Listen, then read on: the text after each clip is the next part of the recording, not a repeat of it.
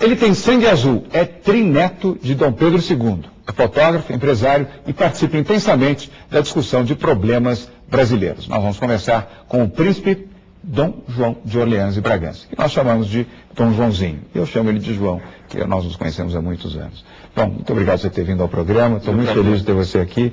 Esse é o ano que se celebra 200 anos da chegada da corte portuguesa ao Brasil. E antes de começar a entrevista, eu estava exatamente recordando uma recente visita a Portugal, de como eu fiquei emocionado ao visitar novamente o Palácio de Queluz, o Palácio da Ajuda, o Palácio da Pena, e retornar à minha mente, ao meu coração, a história que é o berço do Brasil.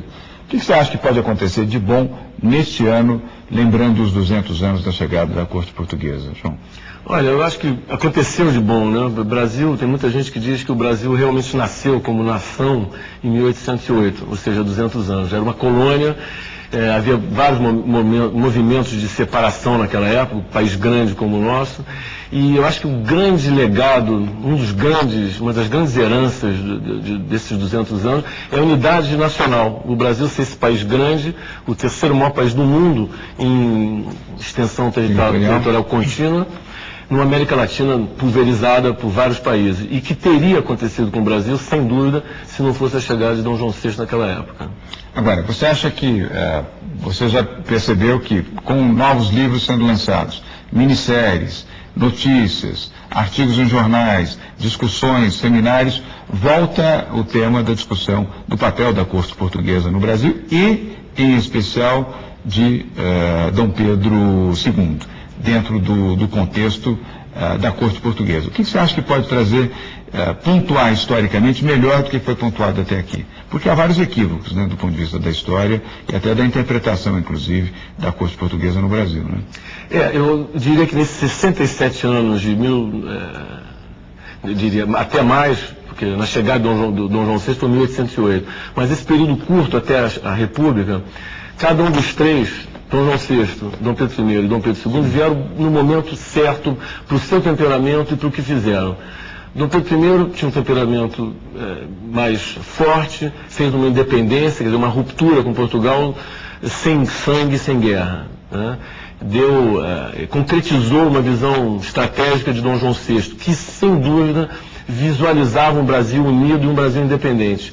Aquela velha frase de meu filho, faça a independência do Brasil antes que outro aventureiro faça. Se ele não disse exatamente isso, sem dúvida pensava dessa forma, porque o Brasil iria ser independente, mas provavelmente dividido. Teríamos uma república no sul, teríamos um outro país no norte, no Amazonas e Pará, talvez as Guianas francesas, inglesas e holandesas invadissem o Brasil pelo alto, já que, enfim, eram, países colonizados por países fortes da Europa.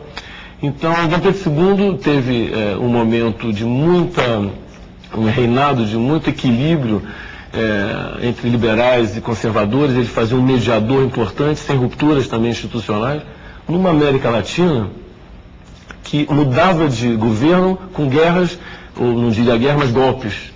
Uma América Latina que basicamente os partidos que queriam tomar o poder não tinham como fazer institucionalmente. O Brasil criou instituições fortes nessa época. E a questão de ética? Outro dia eu estava lendo um artigo seu pela internet e vi uma observação sua destacando o tema da ética e fazendo uma comparação da ética no Império e a ética hoje na administração pública, na gestão do dinheiro público. Qual é a sua análise?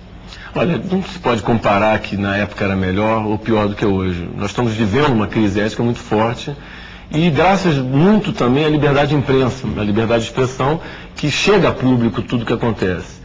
Mas Dom Pedro II se destacou de uma forma forte pela defesa ao bem público. Ele dizia que gasto supérfluo era furto à nação.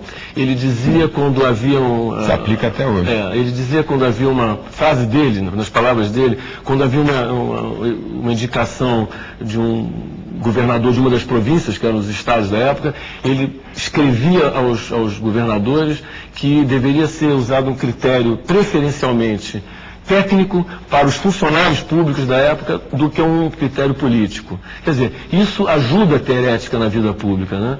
E um dos resultados disso é que ele morreu pobre na França, a ponto de a República ter mandado uma pensão para ele. E ele exagerou talvez um pouco, não aceitando essa pensão, dizendo que ele não podia estar recebendo dinheiro do Brasil sem estar servindo a nação brasileira. E morreu pobre. Ele morreu com poucos recursos, pobre, enfim, em Paris, num hotel bastante humilde, e com um punhado de terra brasileira no seu caixão, que ele era a grande... Que ele pediu, né? Ele pediu e tinha um amor imenso ao país, e eu diria mais do que amor, ele tinha um sentimento de respeito ao país, e ao povo, e a tudo que tem a ver com a vida pública. João, no próximo bloco nós vamos falar um pouco mais sobre essa questão histórica e contextualizar com o Brasil de hoje. De novo, aproveitando o fato de estarmos celebrando 200 anos da chegada da corte portuguesa ao Brasil. Então, no próximo bloco, você vai continuar acompanhando a entrevista com o príncipe Dom João de Orleans e Bragança. E ainda hoje você vai ver um show de beleza e sabor com a chefe de cozinha, Bel Coelho. Fique ligado, seu Business volta já já.